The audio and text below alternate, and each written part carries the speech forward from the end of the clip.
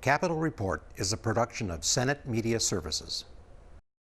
Legislative committees met this week to continue investigating the soaring costs of home ownership and to provide oversight of the transition to a new vehicle and registration system.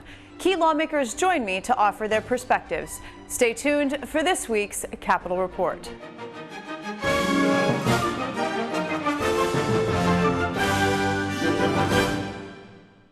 Welcome to this week's program. I'm Shannon Loehrke. The Senate has formed a select committee to investigate the causes of and propose solutions to the high cost of home ownership across the state.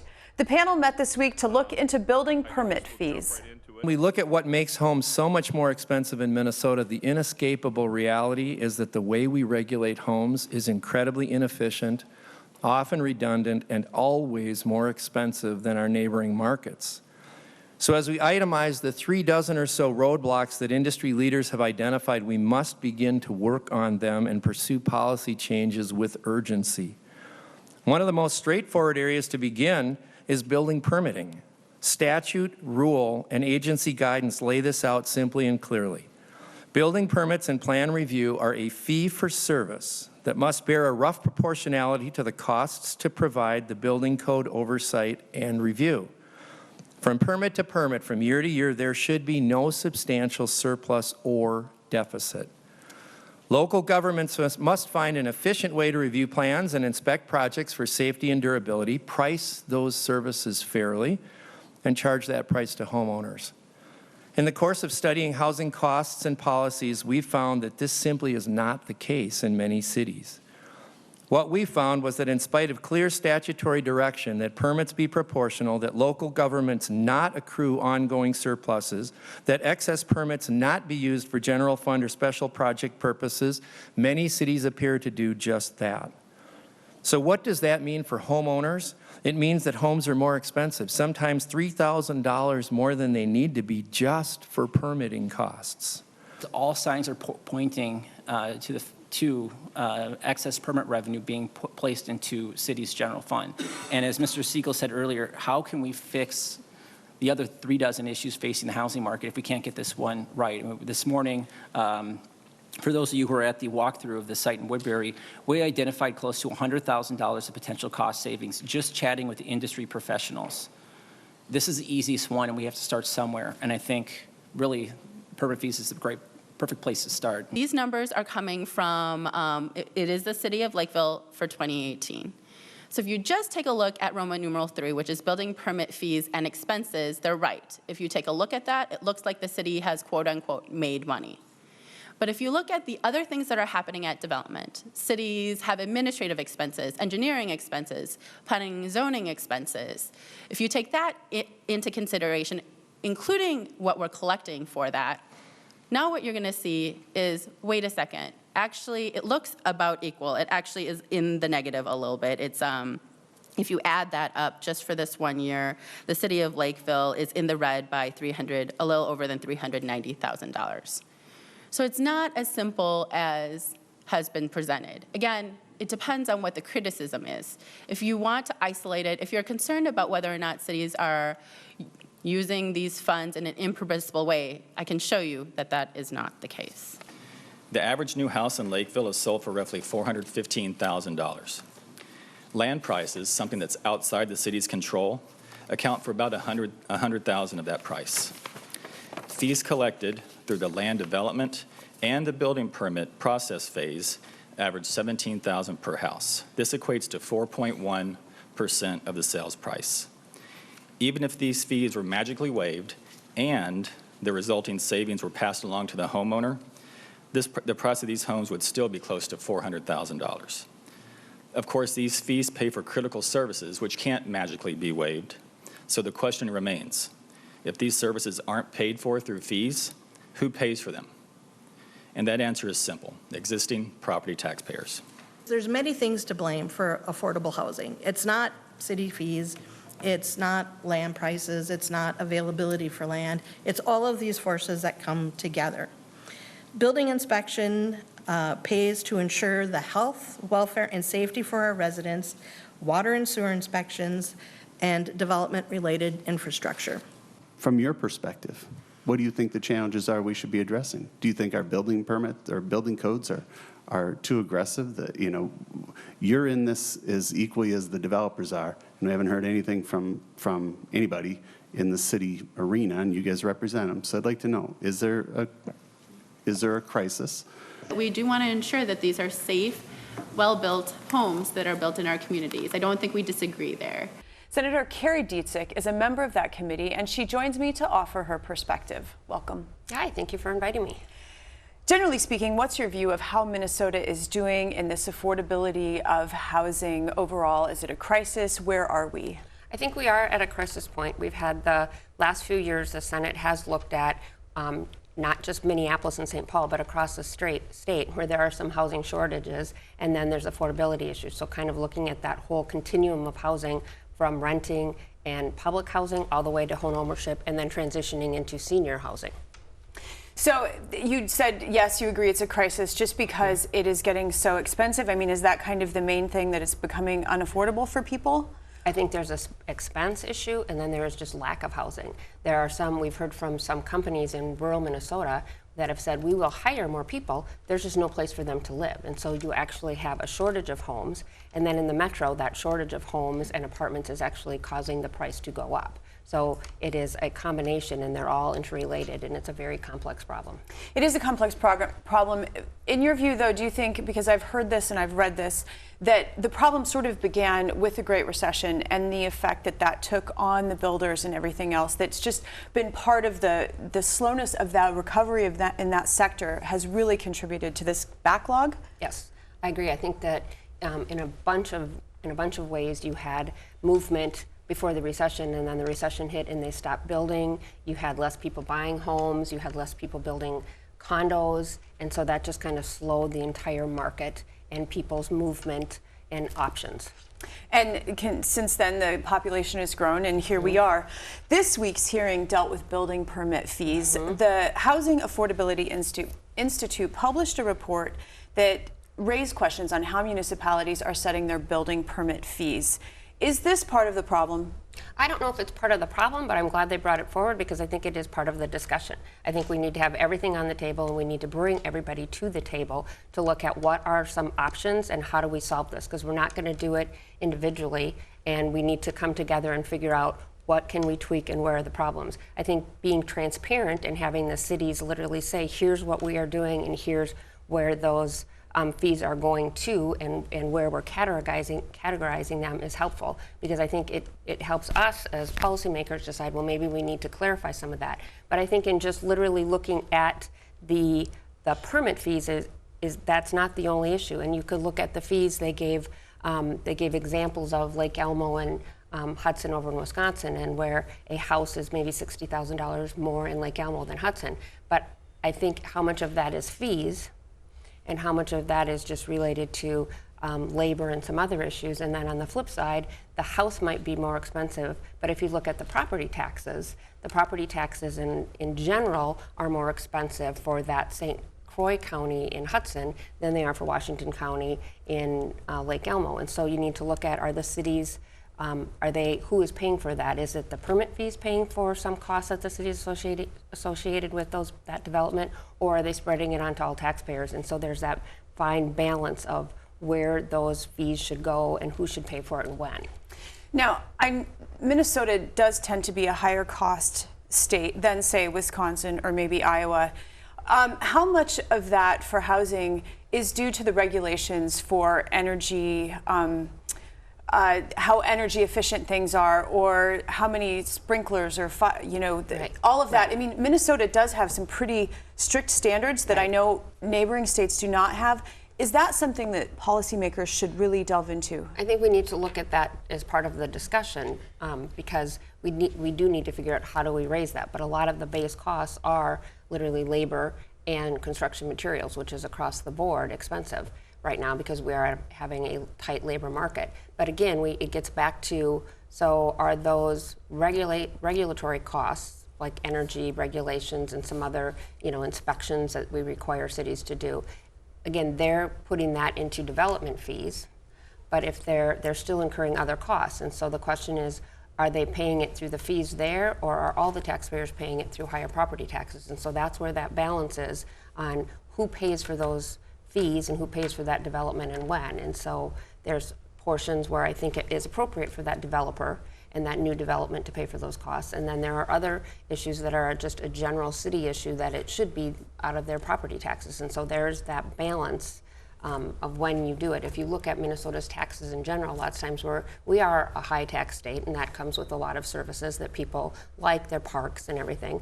But if you also dig deeper into that, we usually have lower property taxes. So it is a balance.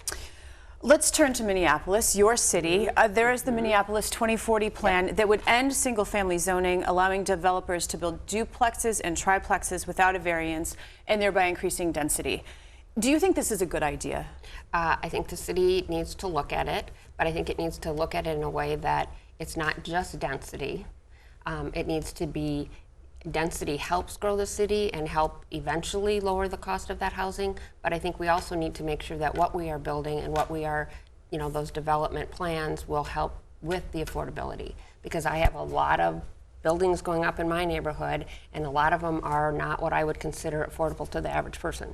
So even some of the market rate is kind of surprising at how expensive that is. And so I think we need to literally look at, and the city should look at, what are they doing to incentivize some of that lower, below 50% median income rent, because that's where we have the biggest gap, is the 30 to 50%. We've got a lot of housing going in for 80% of the area market, area median income, but what will help a broad range of people? And the recommendation is that an individual spend only 30% of their income on housing. And so what you're saying is these rents or costs are pushing for people at a lower wage, then it's taking a larger chunk. Yeah, they're pushing that. They're built for people making good wages, which is great, but we also have people who aren't making those great wages, and so how do we help them? Many mobile home parks have closed because the land underneath them is just too valuable. Several lawmakers have suggested relying more on manufactured homes or mobile homes to increase home ownership because these are more affordable, in particular if the land that mobile home sits on is owned by the homeowner. Is this a good option? I think in some places it is. I think it might not work in every city. I don't know if we have a lot of just open space in Minneapolis to put that in, Minneapolis, St. Paul, in the two urban cores, but I think there might be some places around it.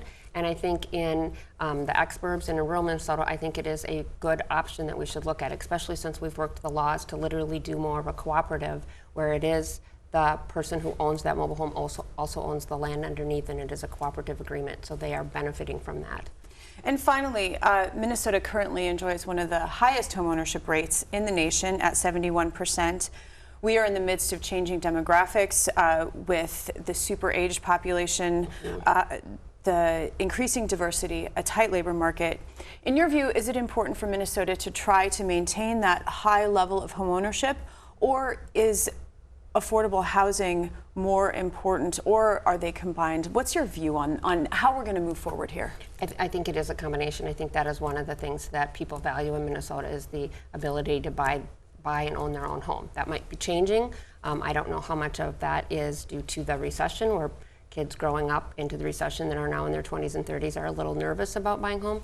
But I do think that that is something that Minnesotans value. We do have a gap. So Minnesota might be at 71%. But if you look at in the metro area, people of color, it's closer to 20%. And that is a wealth building opportunity that we're losing. And so we do need to close that gap. Because if you think of generations, so I know my grandparents came from Poland, and they were able to eventually buy a home. And that home was then passed on to my sister. And then where my parents might not have benefited from that, my sister benefited, and build then wealth maybe for future generations. Right. And so I think having that option and that stability, I think, helps family. And so I think it is something that needs to be on the table as we kind of have this whole continuum of housing discussion. Senator Dziedzic, I want to thank you so much. Thank you.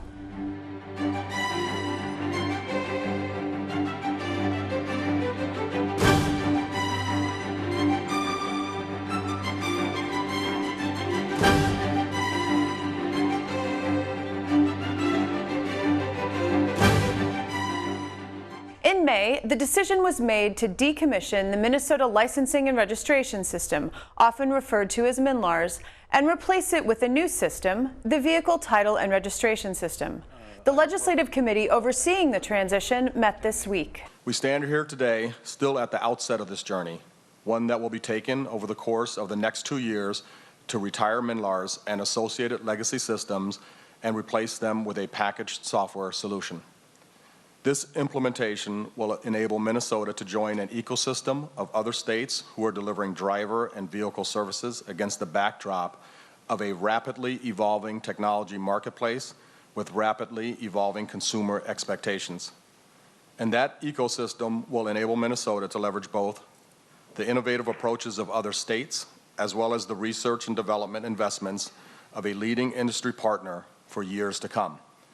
This journey will not be easy, though. There will be, as there always is in the case of a large technology implementation, bumps in the road along the way. Looking back from the beginning, we always were concerned the number of deputy registers were not enough that were involved in the previous release. And so is 5, in your opinion, is 5 enough that represent a small shop, a large shop, a county-run shop, a city-run shop, and a private shop that gives everybody not exactly what they want, but a good compromise that represents all our different structures of deputy registers? I do believe that 5 is sufficient. It's hard to judge between, say, 5 and 8, but I think any more than that is not really necessary. 5 is a good number, and the 5 would be there full-time, so they're actually there every day. I think that will get a lot of utility out of that. I think it is also incumbent on those groups to work back with their associations and make sure they keep the members that they represent, the 5 representing the full suite of deputy registrars, informed about what's going on and get their input. Department of Public Safety is the lead agency for the implementation of VTRS, and as I understand it, Minute's primary role is the decommissioning of the old MNLARS system. So my question to you is, as the vendor, are you receiving, all of the information that you need in order to proceed with the contract? Minute's primary role on top of the decommissioning is also providing us with the infrastructure, hardware, networking, that type of operational work. They were great to work with during our first Fast DS rollout, and we're continuing to see that great cooperation with Minute in terms of the hardware and infrastructure. In terms of the decommissioning and other related information we need from them, we've been at this for about 2 weeks, so we're just starting to ask the questions and knock on the doors, and we're just to the point now where we're starting to get to some pointed questions, and to date the answers have been forthcoming and very quick. DPS has been very helpful, Mr. Chairman, and I would point back to Senator Dziedzicz's comments earlier. We do very much look for and even rely upon good business expertise from ultimately the people who will use the system, and DPS has been very helpful in bringing deputy registrars onto the project that are engaged and excited to be there and very much motivated. They seem very motivated to help us create a good solution. The current MNLARS system is, depending on, estimates, probably 2/3, 3/5, 4/5 complete, and is able to really largely manage the transaction volume that it's requested to do. But there are a lot of manual interventions and manual steps, and so there is a staff that provides the just ongoing maintenance of the system related to security patches, maintaining the infrastructure, as well as just the normal starting and stopping and correcting of runtime activities that are involved. And I think it's really critical that we don't take our eye off of that until the appropriate time for decommissioning. Joining me is the co-chair of the committee, Senator Scott Newman. Thanks for joining me today. Happy to be here.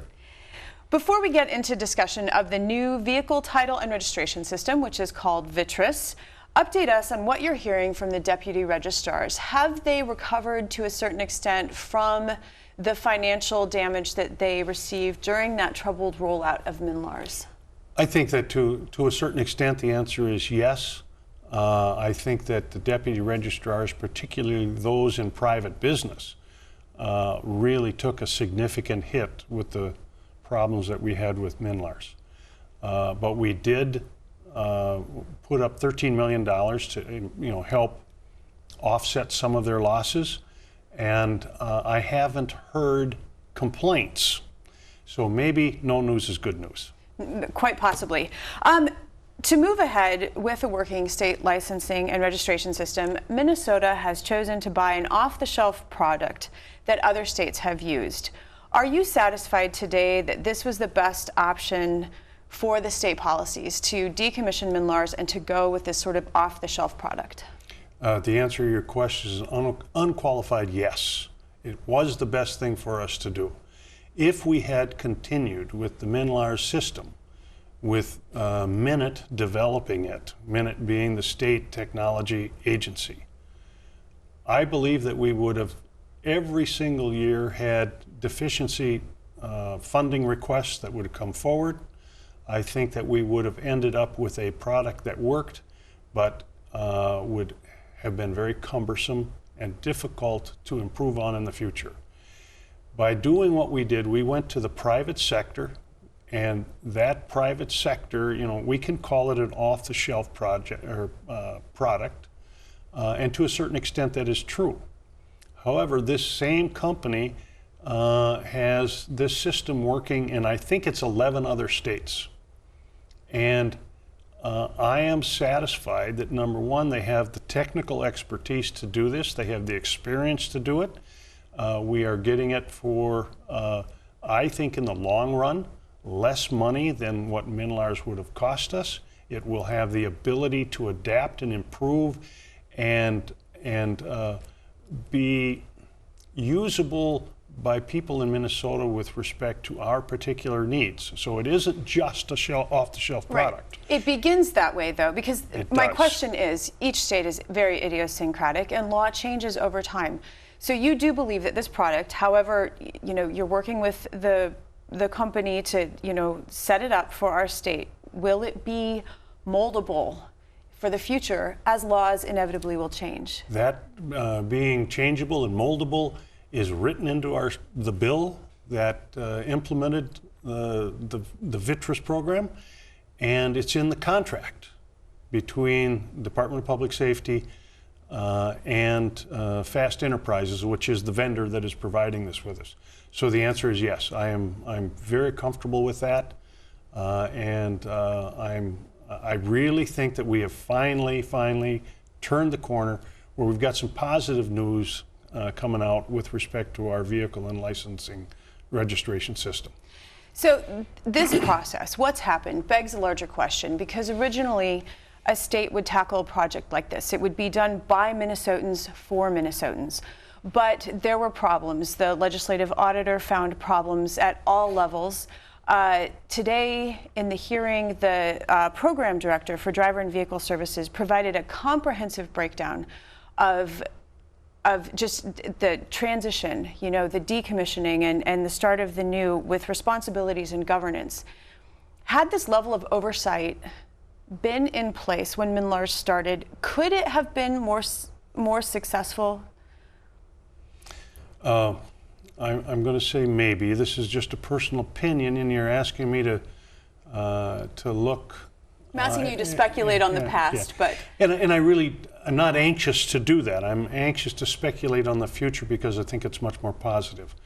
I do have serious questions in my mind as to whether or not our state agency, Minute, has the technical expertise to put together the necessary package for our driver and vehicle licensing registration program.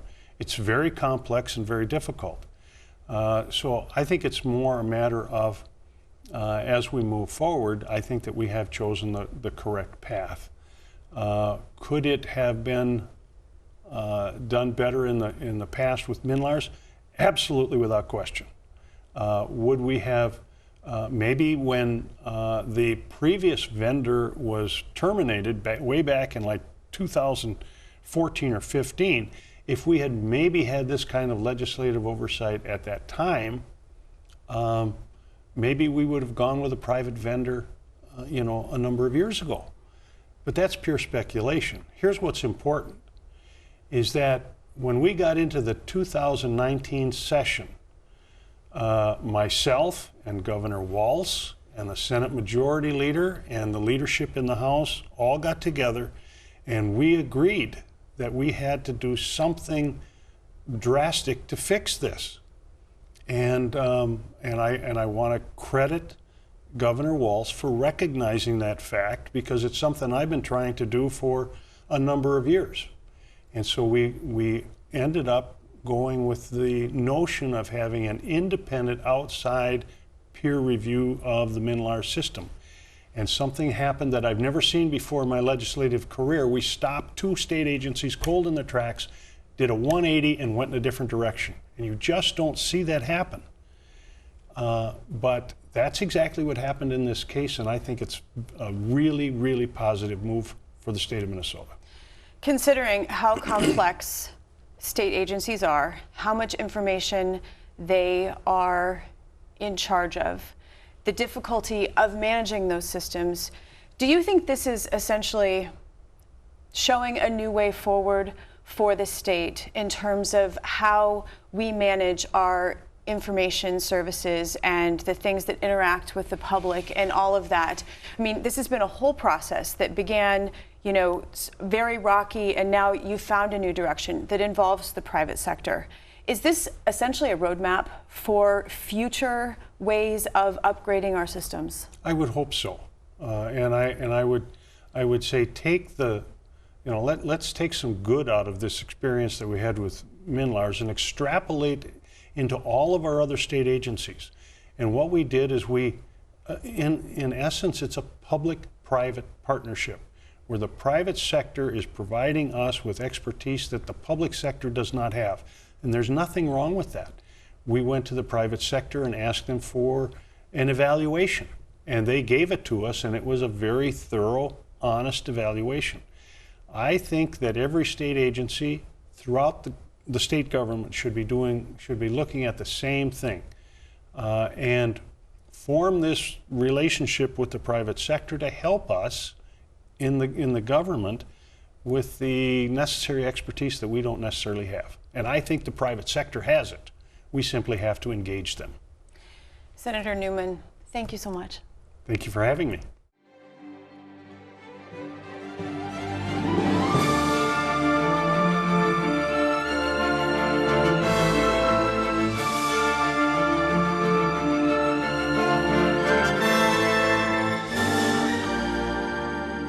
Join us again next week as we delve into more issues affecting Minnesotans. I'm Shannon Loehrke, and on behalf of all of us at Senate Media Services, thanks for watching.